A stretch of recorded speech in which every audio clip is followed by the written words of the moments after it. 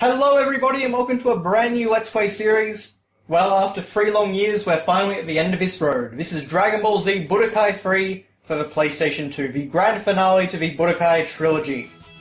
Well, aside from, Shin Budokai 2, Burst Limit, Infinite World, but we're going to ignore all of those. Okay, so starting up, we have this very adorable menu screen here, and we've got some, dialogue from Pan. We've got this very cute piece of artwork. And both Pan and Giro actually have voice acting, which is funny because neither of them are actually in the game. But I like that Giro's like, "Continue, Pan, continue!" And then the menu over here, of course, we've got this absolutely adorable piece of artwork. Poor Piccolo's driving this car with everyone piled on top. Mr. Satan's riding on Boo in the background. It's great. The menus have a lot of love put into them. Which is, unfortunately, a bit more than I can say for the story mode, but we'll get to that.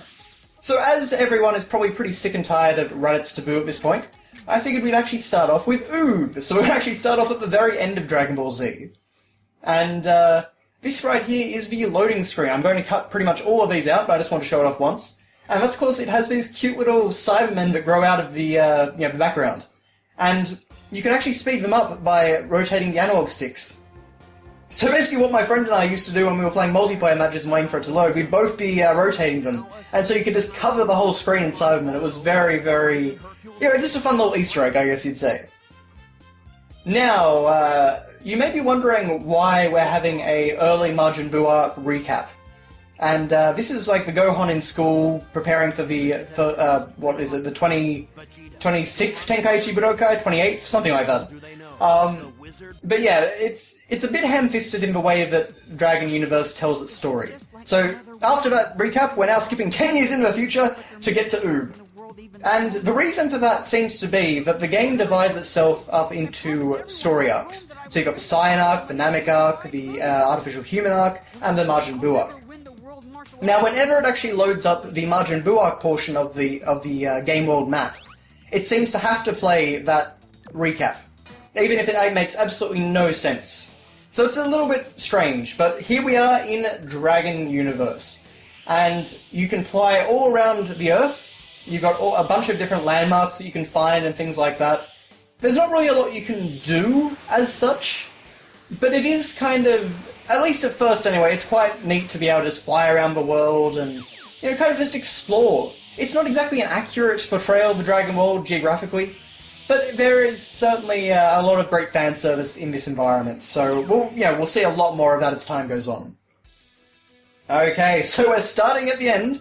This, of course, is Goku and Oob's climactic match, which ended off Dragon Ball Z. And the funny thing is that the dialogue, it's not only inaccurate to the show, but it's also different if you're playing as Goku as opposed to if you're playing as Oob. So, a bit of a weird choice there, but anyway. So this, of course, is the Tenkaichi Budokai Arena, and you can get a ring out here. So that's something to be very careful of, eh, Goku?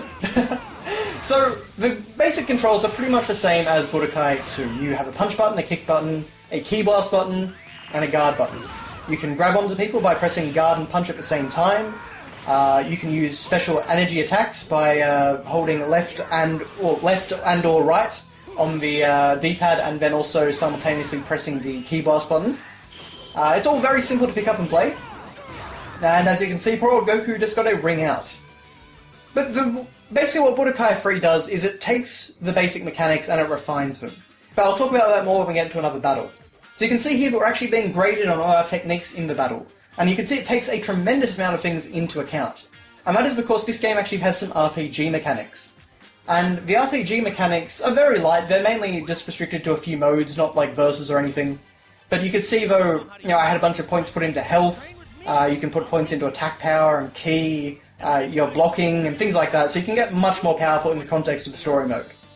You don't really need to, because skill in the end is the ultimate divider or test. But it can be a nice thing, and it gives a bit more depth to the story mode and to a few of the other modes like Dragon Arena. But as you can see, several months have now suddenly passed, in the blink of an eye, quite literally. And Oob now is going off to find Mr. Buu.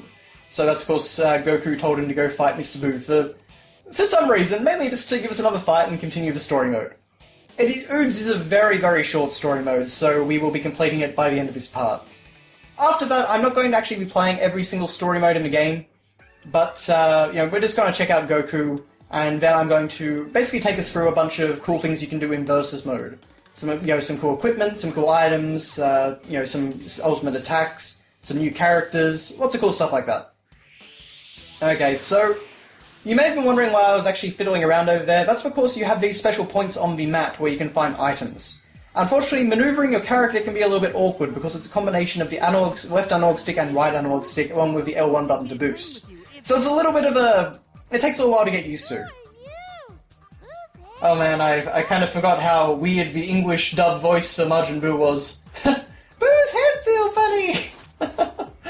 Okay, so getting back to battle mechanics, Budokai 3 does add a few things. So you've got a strong attack mapped to the R2 button, and you can hold that down and charge it. You can now transform with the R1 button, and then you've got what I did just there, and that is a what's called hyper mode. And you can do that by pressing L2, and you can do that at any time. After you're in this mode, you can no longer actually be staggered by enemies' hits. They still do damage, but they don't actually stagger you, so you can really rack up some huge combos with that. And the other thing it actually lets you do is your ultimate attack. Now, unfortunately, poor Oob here actually didn't get an ultimate attack, and I'm going to talk a lot more about characters that lack ultimate attacks later on. But, so I can't actually show that off, but one thing that I can do is Dragon Rush. And this is another new mechanic that you're probably going to be seeing quite a bit of in this playthrough.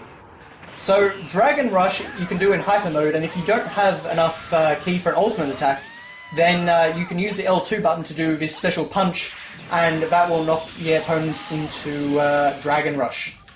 And basically, it's kind of like a two-player Simon Says. So you have to guess a button, and the enemy has to guess a button.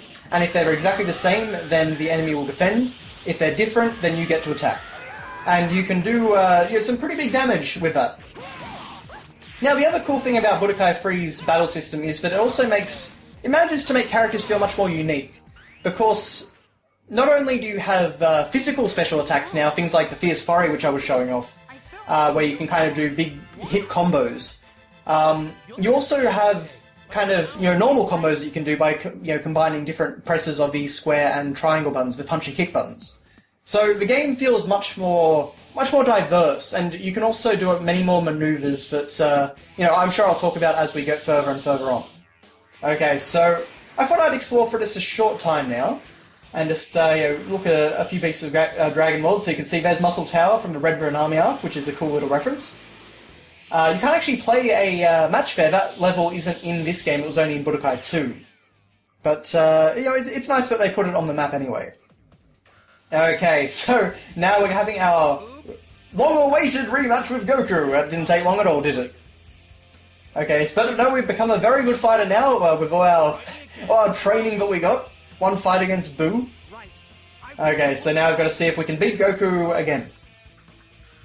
And we are fighting on the Archipelago map. And that is one thing that you can absolutely say for Budokai 3 is that they put so much more detail into the maps than Budokai 2 did. These environments are really detailed and they stretch quite a long way. And you can see from this, the environments are really large. They modelled a lot of different elements of the environments, and you're going to see that a lot throughout the game. But yeah, scenes like that are really great. It's great when you can kind of punch someone through the environment. You've still got these punch clashes, and you've still got to rotate the analog stick. But now they can actually be a lead-in to a Dragon Rush attack. So let's see if I can do a bit better this time. Okay, so far so good. And the AI seems to have a few different patterns that it uses to try and trick you. I kind of started to pick up on some of them as time went on, but it is pretty random. Okay, so we got a full Dragon Rush combo, and you see, we got a pretty strong hit on Goku there. You can actually see the damage number displayed on the left, and that's one of the cool things in this game is that it's very RPG in the way it calculates damage. So it always tells you how much damage your attacks are doing. So yes, Goku's certainly revving up and transforming, but poor Oob can't transform or do anything, so... But it's not really going to be a problem. As you can see, I'm winning by a pretty large margin. The story mode is not exactly difficult. Budokai 2, this ain't. In fact, the entire story mode design in Budokai 3 seems to be a response to Budokai 2. It's basically, okay, it's going to be relatively concise, it's going to be quick, it's not going to be too difficult, and, we're just going to kind of be a fairly comfortable progression overall. So it's much smoother to play through than Budokai 2. But that is it. That is Oob's story mode. Did we get a level up? Yes, we did. Okay, so I'm going to cut out most of these RPG scenes, with the stat menu and things like that. But I might show it whenever we level up. And you can see actually we have a password there, and one of the cool things in Budokai 3 was that you could share your password online, and then other people could actually fight your leveled up version of the character. It was a little bit obtuse because of the password system being so long, but at the same time it was a really cool and unique idea, especially for a time when online connectivity was in its infancy. But, yes, so what do we find out about Oob? Oob vowed to take the teachings of his master Goku and aim even higher. The piece of the world is now in his hands. Great. Okay guys, well that is it for part 1, so I will see you next time.